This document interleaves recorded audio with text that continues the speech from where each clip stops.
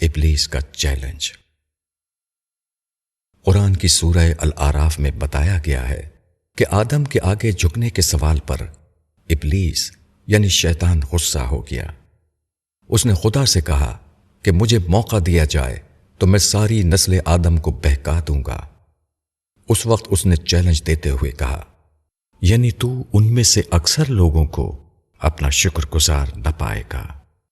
Most of them you will not find grateful۔ آراف آیت 17۔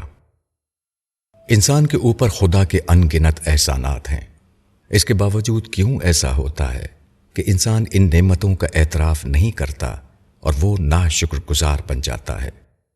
اس کا راز خود ابلیس کے کردار کے مطالعے سے معلوم ہوتا ہے۔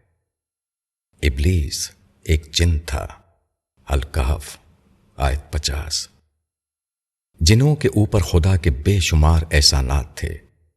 جن غیر موجود تھے، خدا نے ان کو وجود دیا۔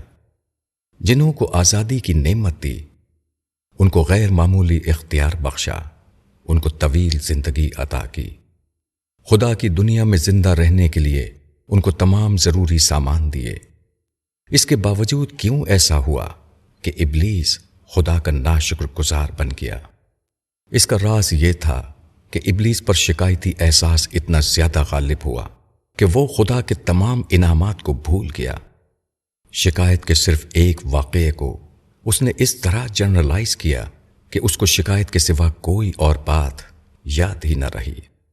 ابلیس کا خاص طریقہ یہی ہے کہ وہ انسانوں کے اندر شکایتی مزاج اس طرح بنائے کہ انسان شکایت کے ایک واقعے کو لے لے اور دوسری تمام اچھی باتوں کو نظر انداز کر کے اسی ایک شکایتی بات کو اپنا مرکزی خیال بنا لے۔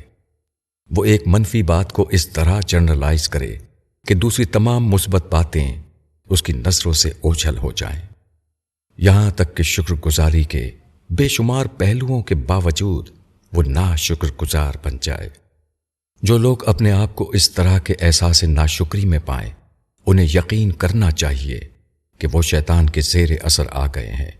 ایسے لوگوں کو فوراً توبہ کر کے اپنی اصلاح کرنا چاہیے، ورنہ وہ خدا کی سخت پکڑ کی زد میں آ جائیں گے۔ مولانا وحید الدین خان، کتاب معرفت۔